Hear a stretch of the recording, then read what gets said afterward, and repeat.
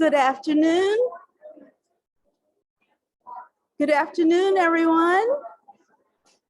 Welcome, members and guests. We're glad you are joining us today. I'm Marlene Jones, president of the Women's Club, and we ask that you silence all devices that would make a sound. For those of you who have a special occasion this month, we celebrate it along with you and wish you the very best.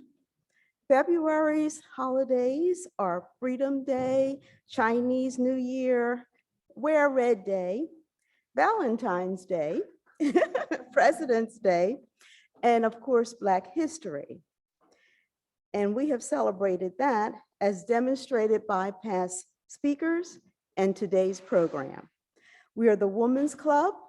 Our mission is to educate, inspire, and engage today's women by offering new ideas and new people. I turn your attention towards today's announcements. Many thanks to our Special Events Committee and Chair Roz Pulliam for today's refreshments. Thank you, Liz Hart, for today's lovely floral arrangements. We hope you have found the parking tips sheet located in the foyer and our Friday e-update helpful. Today's slideshow reflects an exciting opportunity from the program committee. And what they're doing is asking us to honor yourself or a loved one that served in the armed forces during World War II by submitting a copy of their photo to our member, Cheryl Billingsley. These will be shared at the beginning of the program on March 14. If you need assistance, such as you may not have a photo, there is a table set up in the foyer that you can visit for additional information following the program. At this time, I would like to introduce the nominees for 2022-2023 slate. If your name is called, and if you are in attendance today, please stand. The slate will be voted on at the business meeting on Monday, February 28th, at which time I will ask you to come to the front of the stage to be recognized. Please save all applause to the end so we can get through this. Marjorie Greer, President-elect, Elizabeth Ware, Treasurer, Rebecca Clark, Recording Secretary, Deborah Ushry, Vice President of Communications, Linda Pearson, Vice President of Finance, Caroline Lockerbie, Vice President of Hospitality, Kimberly Ruscio, Vice President of Membership, Melanie White, Vice President of Programs. And now I'll read the at-large members. Dorothy Young, Ruth Blevins, Donna Colin, Elle Lehman, Jamie Upton, Siobhan Sampson, Beth Downs, Judy Winston, and these will be the nominating committee chairs: Siobhan Sampson, Beth Downs, Judy Winston, Fraser Armstrong. Thank you all for agreeing to serve.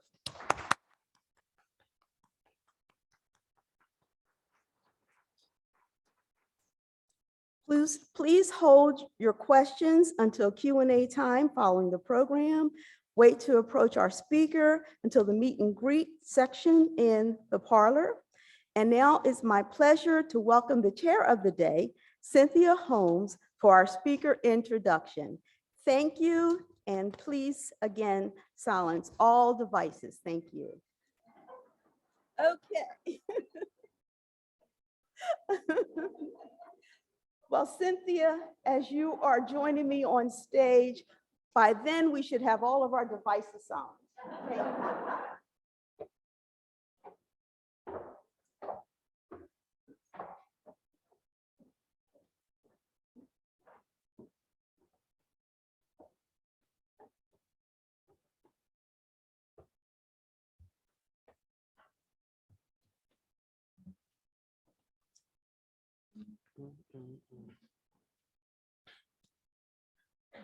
Good afternoon.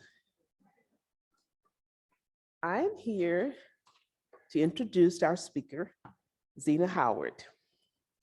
Zena is a principal and managing director of the North Carolina practice of global architecture and design firm Perkins and Will. She's an award-winning architect, strategist, mentor, and team builder. Her career has been defined by visionary, complex, and culturally significant projects, such as the Smithsonian Institution's National Museum of African American History and Culture that's located in Washington, D.C. These navigate social issues of equity and justice, restoring lost cultural connections by honoring history and memories.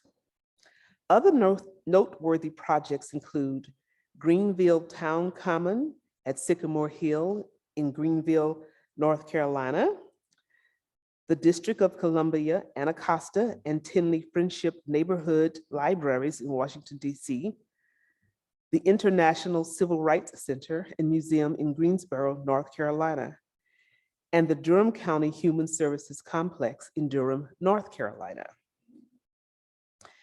Zena has been integral in developing and realizing remembrance design, and that term has been trademarked, an urban and architectural design process that engages historically marginalized and negatively impacted communities to redress very painful issues, bridge diverse experiences, inspire resilient communities, and infuse culture into projects.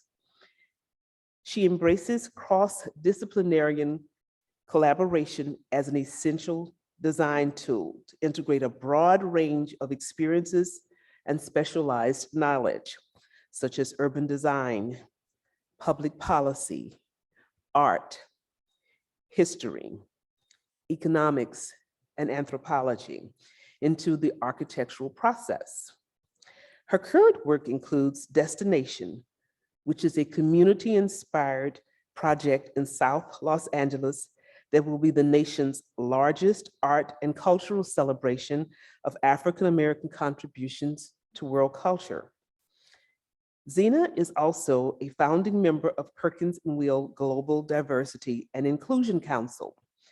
By example, and through advocacy and mentoring, she advances diversity within the architectural profession, a field where minority and women professionals are historically underrepresented. Zena amplifies diverse perspectives and project approaches in forums throughout the profession, the public, educational institutions, and cultural and civic organizations. Her mission is to encourage participation and foster engagement across all populations. She is a native of North Carolina.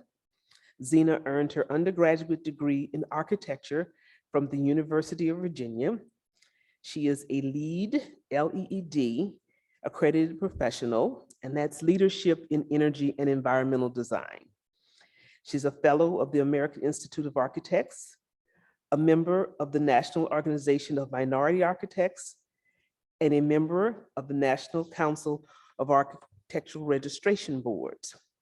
She has been an associate professor of architecture at North Carolina State University's College of Design and currently serves on the Architectural School Advisory Board.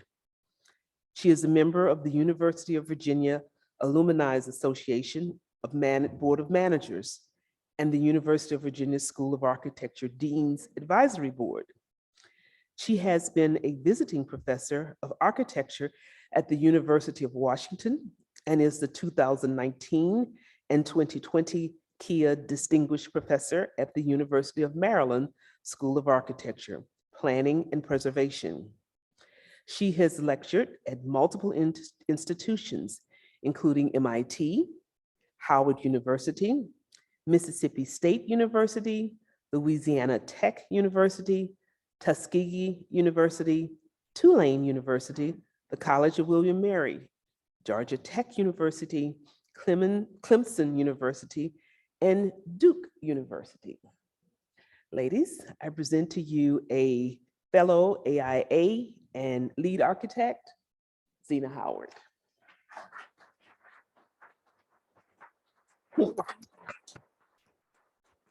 I'll get it for you.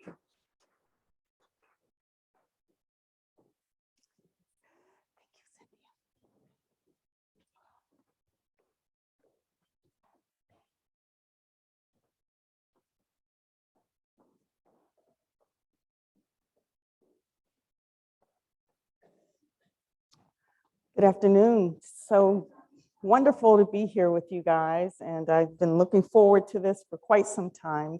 It is really inspirational to me to be able to share with the Women's Club today, because women in my profession have meant so much and have done so much to actually change the profession, which has been historically male. So honored to be here and talk to you a little bit today.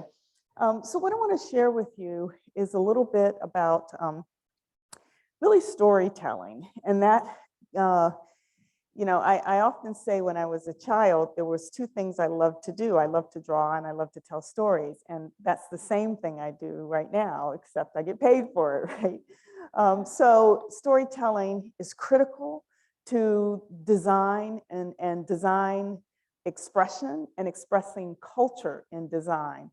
And that's something that, you know, if I looked at the first part of my career, which spans about 30 years, that's something that I only really had a very heightened sensitivity to really the last 15 or 20 years of my career. So I really want to talk to you guys about and show examples of how, you know, landmark projects, small projects, projects at different scale, built buildings, and different typologies, museums, and also cultural landscapes can really help unite people and engage people that have historically not been involved in the design process. So I'll just start here. You know, my work really centers around the built environment, but there's also been certain iconic buildings that I've had the pleasure to be a part of, and Cynthia mentioned quite a few. But really, the work centers around using the built environment as an expression of our own human values, our own human understanding of our collective values. So, you know, looking at, I love these photographs that you see here on the screen, because these are two projects that most of you may or may not know. One is the National Center for Civil and Human Rights in Atlanta, right there on the Coca-Cola Plaza. That was done, I think we finished that in 2014. And the one on the lower part is the National Museum of African American History and Culture, Smithsonian's latest museum that we opened in 2016. But what's compelling about these photos, which were just kind of, you know, mined for off the internet, are the way in which the spaces in between and around these buildings are used as places for action. The buildings kind of catalyze these spaces and invite one in. So you see images from the March for Our Lives rally. I think that was in May of 2018.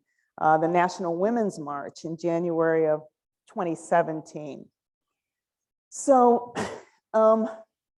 Cynthia talked a little bit about remembrance design and why that's important. And you know, several years ago, I thought about architecture and how architecture and built expression, period, whether it's buildings, whether it's monuments, whether it's statues, whether it's public art, they do draw upon our memory. And so remembrance work reflects the recognition of community partnering and investment at the heart of all of these creations. And really, when you engage people into the design process that historically have not been a part of the design process, really what you do is you get stories, you get their stories, and then you begin to understand how you can reflect that in the design. So remembrance design explores approaches to how we can rethink, you know, monuments, buildings in an ever-changing world by addressing the notion of time and memory, but in a forward-looking way, in a way that's relevant for us today. So I'll show you examples that might be a bit clearer. In the end, it's about creating sense of place, and sense of place is about spaces, sites, and cities that are firmly rooted in their context, not just their physical context, but also their socio, geographical, political context. So really this makes for a sort of unique project that's really grounded in its place and in its time. It couldn't be anywhere else in the world. Remembrance design is a process for urban and architectural design. So it's both urban design and architectural design. You'll see much of the work that I'm going to show you are in cities. Cities are really the areas that are changing rapidly. They're changing fast. So there are things that in cities that put cities at risk for, mass gentrification that results in severe displacement. Cities becoming unaffordable. These types of things make cities just kind of ripe for this approach to design. I already mentioned that it engages historically disenfranchised and negatively impacted communities to really just create or design this more holistic and sustainable future. It can also be difficult, right? It's also about reconciling with the past as a way to planning towards the future. So oftentimes when I go in these communities and start work, it all starts with the conversation. It all starts with sitting around, talking. And oftentimes you find that the communities have to get through something difficult from their past. And once they do that, you're able to move forward. But those stories from their past allow us a place to start design. There are 4 tenets that I thought of with thinking about remembrance design, and this guides certainly our practice and my practice. It's about expanding collaborations and partnerships. So historically, architects have worked with architects and our typical consultants, engineering consultants, the lighting, the plumbing, the civil engineer, the landscape architects. But when you're really trying to do something that's going to be culturally sustainable, you have to expand those partnerships and collaborations and bring in some of the atypical people that Cynthia talked about, historians, artists, social anthropologists, those types of politicians. And so you'll see some examples about that. It's also about leveraging urban cultural assets. At lunch today, we were talking about how when you go in these urban areas, there are beautiful assets. They're historic, there's already a fabric there. There's something culturally there that you want to leverage, enhance, keep, and use in a forward-looking manner. The third aspect is that we already talked about rapidly changing areas, but how do you lead with culture? How do you make sure that as areas change fast, that there's not just vast erasure and memory loss of what used to be there? And finally, recognizing all projects as opportunities to mend physical or social risks.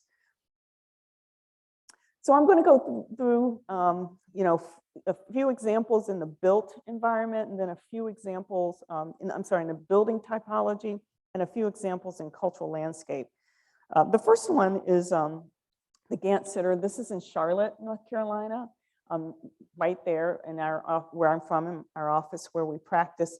And I think the reason why I always start, these projects, by the way, span from like 2009 to today. So over really a 12 or so year history that we've been approaching work in this way. And so the Gantt Center, which is an African-American cultural center, is right there in, and I know I have a pointer. I do, and it actually works. And sorry for the people on Zoom, I'll explain. Right there, the little magenta site that says AACC site was sort of a remnant site that was available to this community for this cultural center.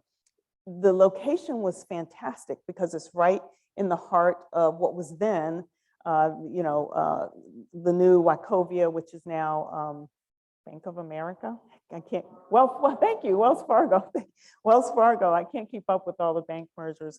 So back then it was the Wachovia site near the convention center. And so our clients originally were, you know, dismayed that the city had found a site for their location, but it was really this oddly proportioned site that's, you know, over 400 feet long and barely 60 feet wide. And how can we do anything with a site such as that?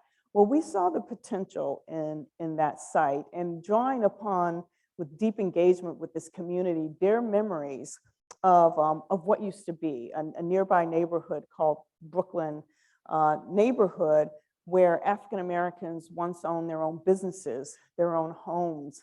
And they also had owned a school right there that you see on the far right, where every person that graduated from that neighborhood went to the school, and the graduation photo was on an edifice on the school that they called Jacob's Ladder. So everyone took the same photograph, graduation. So you saw these in so many homes of the people that were in that neighborhood.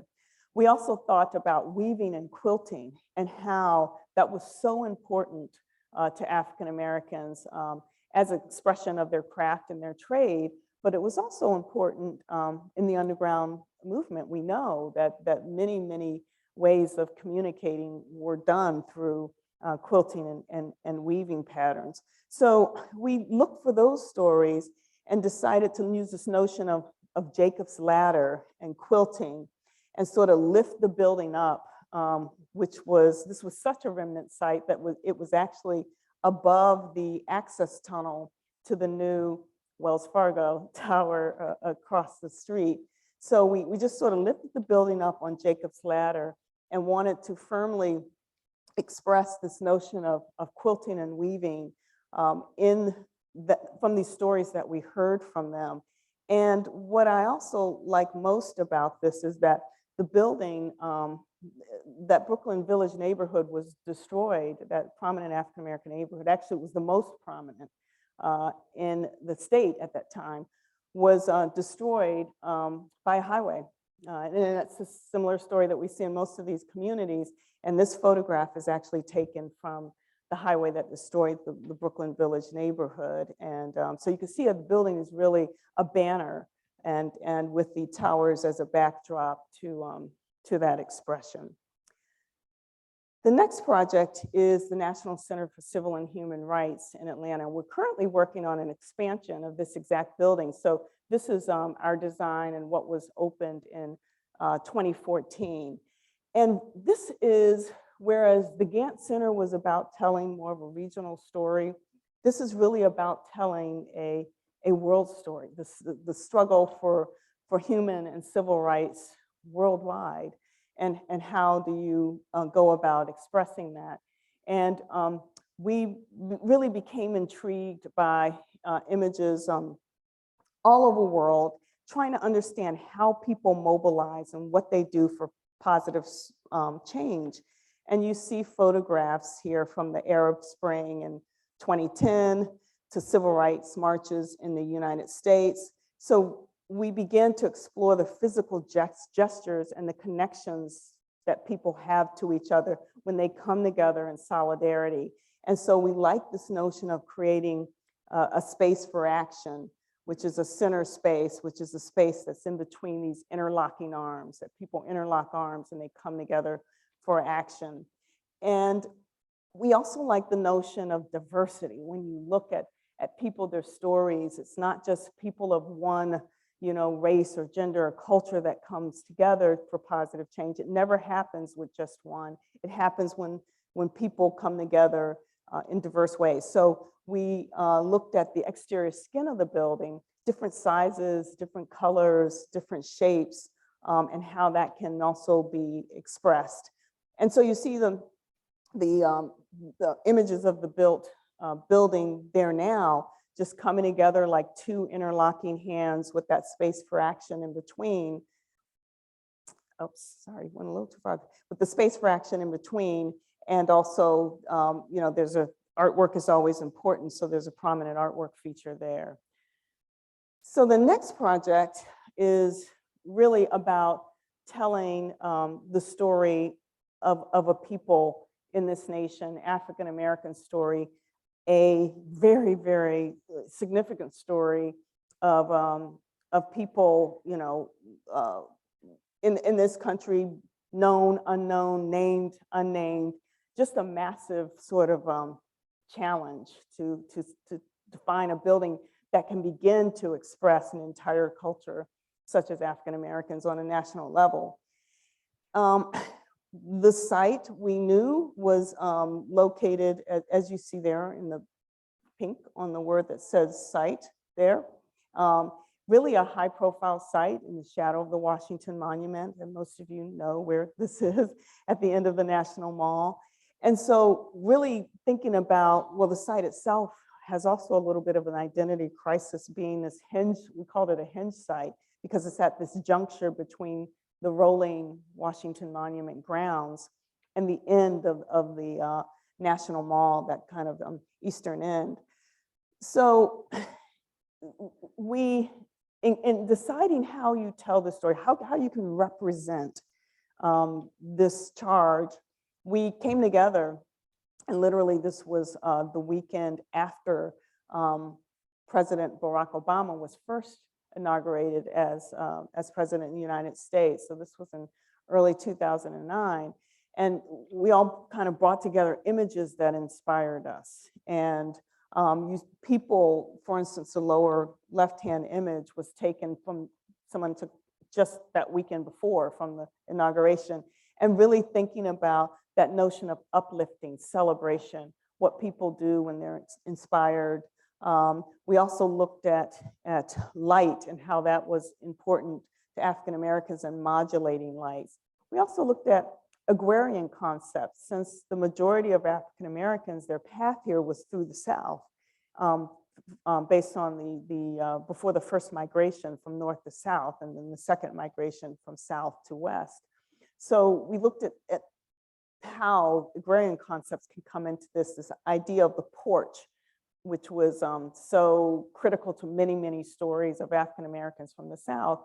And I myself, I'm from the South. My parents are from Missouri and Arkansas, and I grew up, you know, with a lot of these notions and feelings about what it meant to be African American in the 60s, in my time when I was coming up, and also, you know, moving forward in that area of the country. But on the right-hand side, the lead designer brought forth this notion of the caryatid, which is a West African symbol of art and that's used in art and architecture. But the three-partite, the three-tiered crown or corona on the head of that caryatid was intriguing to us in terms of representing this. So what we have is really a simplified expression of that caryatid, that three-tier corona that sits gently on the mall. And it sits in the mall in reference to its context, which is the Washington Monument itself. Actually, the exact angle of that caryatid is the exact angle, the 17 degree or so angle of the capstone of the Washington Monument. So we wanted to give homage to that. But we wanted to bring in this notion of African Americans and their contributions. So in areas such as Charleston and New Orleans, Savannah, in areas of the South where you see this beautiful ironwork, much of that was done by African Americans at the time, or Africans freed and enslaved. And so thinking about that's a story that needs to be pulled forward, and how can we pull it forward in a grand way? So looking at really abstracting that intricate craftswork of grape leaves and fruit into a modern interpretation, and lacing the whole building in that sort of skin or that filigree that not only privileges views in and out, it modulates light, and it just inspires this notion of contribution and daylight, contributions being not hid, but daylit. We also, as I mentioned, were intrigued with the idea of the porch and what the porch meant. Even for myself as a child, the porch was everything. We played jacks, if anybody knows what that is. Some people don't, on the porch. But that was a place that was really an outdoor place that mediated between, interior and exterior. Very, very important for African Americans. So we thought about just, again, an exaggerated form of all of these stories that we hear about the porch. And the result is this sort of, 180-foot, span, clear span, knifed edge, cantilever porch. That's a monumental, welcoming feature on the south side of the building, which is often sometimes the most cool side of the building, or warm side of the building as well. Finally, I want to share with you something that's on the boards. And we have been working on this project for a number of years. And this is an expansion of the Motown Museum in Detroit, Michigan, that will be opening in 2024. And this was another kind of large story. Motown really was the music that changed America in so many different ways. Before Motown, music and an ability to share music across races was just not there. So in thinking about the four aspects, in our minds, there were four things that absolutely had to happen. Without any one of these four ingredients, Motown would not have had the impact that it has today. And the first was Berry Gordy himself, the man, right? Berry Gordy was the founder of Motown, and he was working on the assembly line in Detroit of one of the big three car manufacturers. Hearing the regular, sort of rhythm of the machinery, he began to imagine beats in his head and imagine that he could create music and rhythm based on that. But even before Berry Gordy, it was his family. He came from a family that were entrepreneurs in itself, that instilled in their kids the wisdom, the ability, the drive to succeed. The third ingredient was Detroit itself. Detroit, as I mentioned earlier, was part of the first migration of where African Americans escaped harsh conditions from the South and fled north. Detroit was one of those cities that provided opportunity. So any place but Detroit, could Motown have happened that time? Likely not, because of the opportunity that was provided and the talent pool that was there for African Americans. And the last ingredient is Hitsville, USA, the home itself, the historic home. Talked about leveraging cultural assets earlier. The historic home that's right there on West Grand Boulevard Street. And that house, Berry Gordy purchased, and all of the music from Motown in Detroit was made from that house. He purchased that house because it had a separate detached car garage that he called Studio A. And the majority of those hits were produced there, and the actual architecture of the home itself was critical. The A-frame of the house, they actually used that A-frame, the actual architectural structure, to record the music. They actually piped the music up through the attic space and created that really, classic reverberation sound that we all recognize as Motown, and then recorded the music as it reverberated off of that A-frame. So that was really, really important. So in telling this story, we begin to think about all of the #1 hits that came out of Motown, and we just sort of, did color mapping of these classic record albums and the colors, the primary colors that exist there, but also thinking about a classic song called What's Going On that was done by Marvin Gaye. And the reason why we sort of honed in on that song is because if you listen to that song today, first of all, back then it would be considered a protest song, right? It was just so out there, pushing the envelope of what American society could tolerate. But if you listen to that song today, and we dare say if you listen to it 50 years from now, it would be just as relevant. So really just sort of sound mapping the main refrain from What's Going On, those lyrics, and really putting those album covers, and we felt like the building needs to have a heart, it needs to have a soul, it needs to move like Motown was about music. So really putting a pulse or that beat of what's going on right there behind the building so that it's felt as you approach it from West Grand Boulevard and also from other parts of the city. So that's sort of, Motown, like four projects that that express culture in many different ways for different reasons. Want to talk a little bit now about, three projects that are really in what we call the cultural landscapes. And I really had a heightened sensitivity to cultural landscapes and how important the landscape was after I told you, seeing how people use the land and the land in urban areas to express themselves, particularly those images from those marches in 2017, 2019. So remembering Sycamore Hill, this is one of my favorite projects that opened in 2020, so about a year and a half ago. And this was a fantastic community that I had the privilege of getting to know. You see the upper left-hand side is what Sycamore Hill looked like back in the 50s before it was destroyed. It was a lush community, lush with landscape.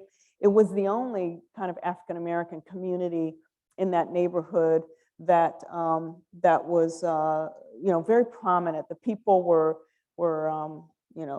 teachers and doctors, and they believed in really educating their kids. The number one thing they believed in was education, but they also believed that their church was important. So everybody that lived in that neighborhood went to this church. That was just the rite of passage. You went to church and then you went to college, and there was no ifs, ands, or buts about it. And so their church was really, really important to them, Sycamore Hill Baptist Church. Well, it was destroyed through urban renewal. And in this case, this project was a little bit more emotional because, oftentimes you can almost tolerate urban renewal if you felt like maybe there was something put there that might serve a greater community. But in this case, there was nothing put there. The community was just kind of wiped out. They petitioned and fought to save the church. You see the yellow circle down there in the lower left-hand corner. And they actually were successful for quite some time, but the church fell shortly thereafter, presumably to arson. So we were brought in to, as part of the master plan, the city now, like most cities are, doing a great thing, doing a big, public park for all along there, the riverside. But when they came to this little 1 acre site, it became a little more problematic. And so we were brought in to ask, well, what can we do with this? How can we commemorate this? Because the community members, they're still alive, they're still living. They were displaced everywhere, but they said, no way, you're gonna come in and not recognize what happened here. So in deep conversations and discussions with them, there were really three themes that emerged: community and pride, spirituality and music. There were people that went to that church and then that were just in the community that would drive by that church on Sundays that would talk about the music that came out of there and how you can hear it on Sunday mornings. And then there was this notion of history, and what was lost was the prominence that the community members felt that they had. So we looked at the old floor plans of the church, and just looking at what we knew there were 22 founders of this church, and they were all predominantly women. And so we looked at just the 22 key elements that made this church. There was stained glass elements and benches and walls, and we looked at the notion of gathering, entry, remembrance, prominence, rejoicing, the choir. And the church was almost in the exact same location that this park was on, just skewed by about 30 or so feet. So looking at how we can bring back in a modern way. No one's ever going to try to replicate this church, but bring back the spaces and the emotions of the spaces, and this notion of number 4, the stepped viewing terrace that they took as they went down to the river. That's how they did their baptisms in the Tar River, down that north side of the site. These were early renderings where we brought back the vertical elements, the tower, interpretation, telling the stories, the memories from past and today. And then these are photographs of how it exists in the built-in expression today. You can see that tall tower element on the corner that's meant to bring back this notion of prominence that the bell tower once had, the ideal of community members and telling the stories, and also honoring the sycamore trees, the wonderful trees that were there, that the community had memories of, and this notion of spirituality and stained glass. And in this case, the pattern of the stained glass is actually the pattern of the plot of the homes, the land plots that were taken away. We just sort of mapped those patterns in memory of this. And so the last project that I want to talk about is called Destination Crenshaw. And this project is underway, and Cynthia talked about this. It's fantastic. I'm just really honored to be a part of this. This project represents celebration, community, place, and engagement. It's really described as a community-inspired public art and streetscape design project that the goal is to highlight to the world the world-class contributions of Black South Los Angeles. And in the meantime, also to help revitalize that area. So much of the creativity, the ingenuity that came out of Black South Los Angeleans are, sort of used and co-opted throughout the world. You can literally go down and see stuff that was created on Crenshaw Boulevard that's sold in Hollywood for, really significant amounts of money. So how can that creativity, how can this project be an economic benefit? Anything from the music culture to the car culture to the clothing culture. There's so much that has been contributed here. The final thing is that what we realize are the artists. Some of the most prominent artists, African-American artists today, came right out of South Los Angeles. So how can we also highlight that? So how did this project start? This was a head scratcher when we were approached. By the way, talk about unusual pairings. Our clients are politicians. So how often is a politician coming to try to, do something so aggressive as this? So it started off by, I'm going to point here where you see Crenshaw Linear Museum there. The city of Los Angeles is doing a great thing. They're finally putting a rail line, metro line, all the way from LAX, all the way up here to the Blue Line. So when you go there, you'll be able to easily get from LAX to the Blue Line. In putting this new rail line in most of the communities that look like the Crenshaw community, where it's an active commercial corridor, residential corridor, the city either elevated the train above grade or burrowed below grade and put the tunnel on the ground. When it came to this 1.3 miles, they saved quite a bit of money by just plowing it at grade and further dividing a city that was presumed to think that no one would notice or no one would care. So it was surprising to us because this was something that, we thought that's not happening here in 2018, but it is. And so we began to look at this 1.3 miles from 60th to 48th and this prominent intersection of Crenshaw and Slauson. And that's also where you see there where the metro stop will take place. Again, deep deep, engaged, probably the most, the most profound and deep relationship we've had with the community over, everybody was drawing, not only architects, everybody was drawing, everybody was eating and talking. And this was 3 years of just really plowing away at it.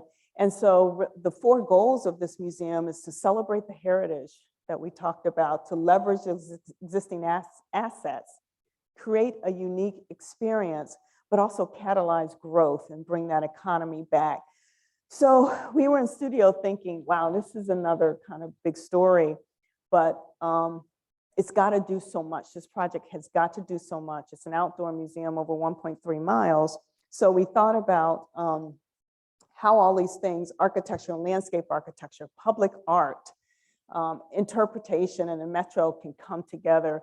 We needed some type of unifying narrative to bring this all together.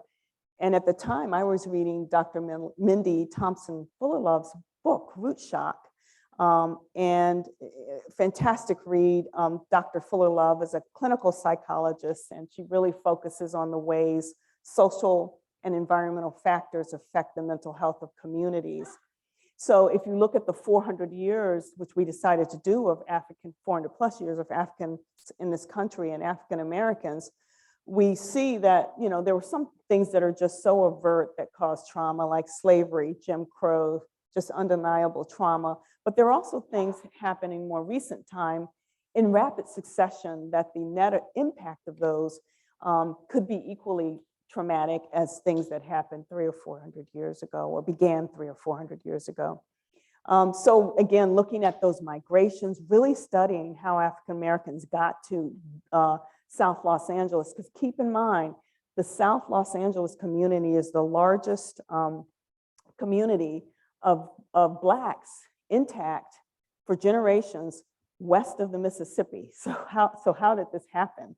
And so studying the migrations, the first migration, as I said, which was south to north, the second one, which was from southeast to west, and then really looking at over the years of the census. We'll have another census coming out this year. You can see if the African-American population is represented in blue, you can see how in 2010, the last census, Crenshaw Boulevard is right vertically running up and down that blue area. So they're really consolidated in that area. So this notion of root shock, migration, and this idea of how can we preserve this community, which is, like I said, the largest community that's intact for generations. We were inspired by something called the giant grass of the African diaspora. And this grass was used as bedding hay in the west coast of Africa. And it was used as bedding hay for slaves, and therefore really transported to every continent, just about on the United States. But what's so critical about this is that it thrived. And in the United States, it thrives, and today it's known as Bermuda grass, shallow roots with extensive, shallow but really extensive interlocking roots. And so that to us was symbolic of that community that has been able to be creative and thrive in these conditions in which really that community should have died. And so this notion of the giant star became really symbolic and a key conceptual driver in our design.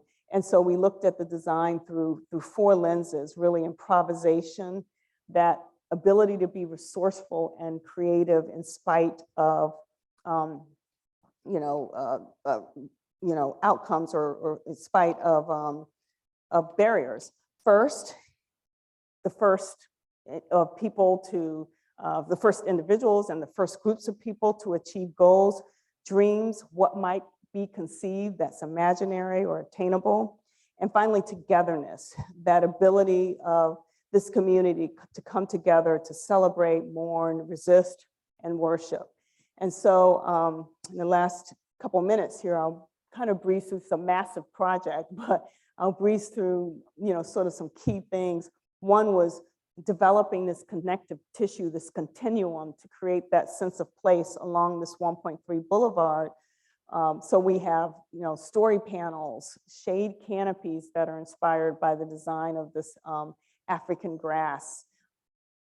We also engaged illustrators from the community to represent historical figures in a way that's uniquely LA, in an LA aesthetic, a Black LA aesthetic, creating unique graphic patterns derived from that notion of African American and African quilting, creating a unique branding and graphics that's, that contributes to this sense of place. The interpretive story panels, we're telling the story of you were telling 10 significant stories here of the creators and the people that contributed to making LA what it was. It's also a story about environmental equity. When in 2012, when the city of Los Angeles moved the Space Shuttle Endeavour down to its new location at the California Science Center, it took this route and wiped out nearly every tree in that location. When I went out there for the first time, I never thought I'd see an American city looking down a boulevard without one tree. They wiped it out and never replaced it. So this is about bringing back and reforesting 822 trees and making this place, what it should be for humans to enjoy. The art opportunities are tremendous, over 100 3D art opportunities. We have a monument sign that it will mark this place as Crenshaw, high enough that it will be 140 feet high, it will be able to be seen from an airplane. And then these are just some images of some of the pocket parks. We're putting in 10 pocket parks, parklets. We've engaged 10 of the top artists in the country that are doing signature commissions along the boulevard, leveraging the existing assets. There's a classic Crenshaw wall that has been in the community for quite some time. And finally, this is Sankofa Park. The design of Sankofa was inspired by basically one of the meetings we were at the far right. We were telling stories and a woman held up a Sankofa, which is basically an African term and symbol that literally means to go back and get what was taken. And so she held it up and talked passionately about what that Sankofa meant to her, her family, and her as an African American. So we were inspired by that, the design of that, and really this notion of looking back to go forward and design the elevated platform. This is actually under construction now. This end of Sankofa will open the end of next year. And elevating as you move forward, the ability to look back, to celebrate public art, to have a space in this togetherness arena, to look covered space, to look back, back down the entire 1.33 boulevard and just really celebrate this notion of where you came from. So that's it. That's all I have to present today in a nutshell. So thank you.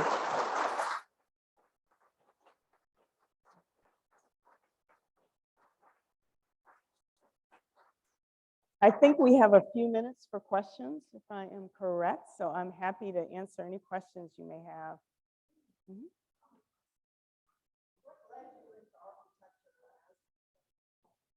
Okay, so the question is, what led me personally into architecture as a profession? And we were actually just talking about this over lunch earlier. I knew I wanted to be an architect very early on when I was 8, 9, or 10 years old. But I didn't recognize what I wanted to be as a profession at that time. I didn't even know what it was. And seeing that there weren't any Black people that I knew that were architects, and certainly not African-American female architects. Actually, when I graduated from architecture school, there were only 80 licensed African-American female architects in the country. Today, now we have just over 400. So it's a great improvement, but you can imagine in the 70s as a 10-year-old or whatever, my parents or no one could really tell me what it was I wanted to be. I loved art, I loved drawing, I loved, you know, expression, you know, through artistic ways. And I became interested in the built environment because I had these experiences that were kind of borderline suburban and urban.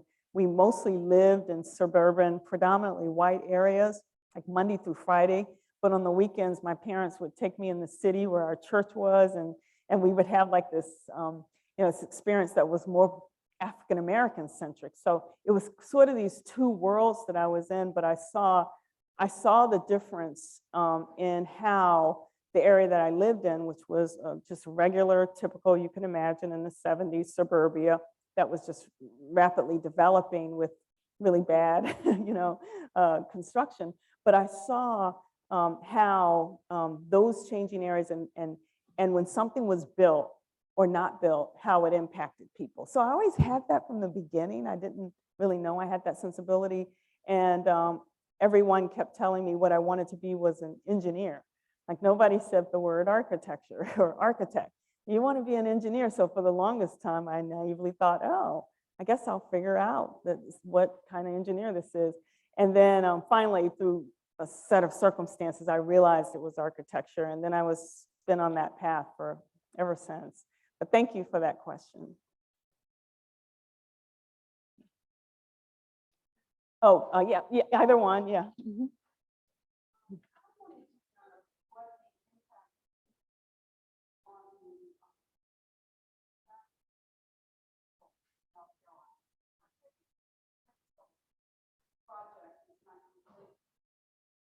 Right. Yes. So the question is, what has been the impact on the design in Greenville, North Carolina, which was the 1-acre design? Since that one is built, obviously Crenshaw is still underway. It's been enormous. What it's done is, I think what these projects do is that they, by nature of going through the process, I think what you've probably been able to glean from what I'm saying today is that it's not just about the product, what you design, it's how it's designed. It's the process is the key here.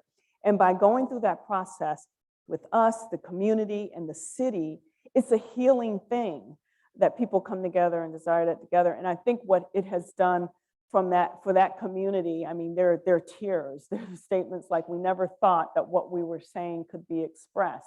And so the project has won several awards, not just for design, you know, prowess, but also just for a model of what it's done for a city and a community to come together for healing. The people in that community just thought, when somebody feels like a tremendous wrong has been done to you and nobody acknowledges it, they just go about their way, and here's the city just going about their way, creating a park, that does something to people. So the fact that it's been addressed at this point, I think that has done more for people than actually experiencing, I dare say, the project itself. So thank you for the question.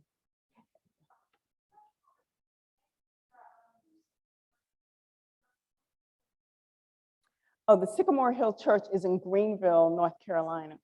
Yeah, that's Greenville, yes.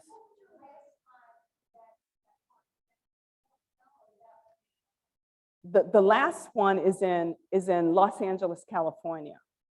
The last project that I showed is in Los Angeles, California. Yeah. Mm-hmm. Mm-hmm.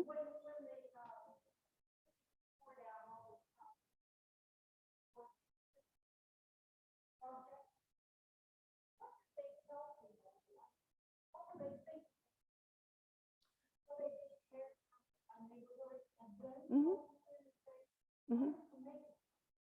Yeah, so the question is, when in Greenville Town Common, when the city tore down that community back in the 60s, the question is, what did the city tell the people it was going to be? And they didn't have to, back then, the rules were such, particularly for African-American communities, you didn't have to. Basically, you just had to make a case that it was for the greater good.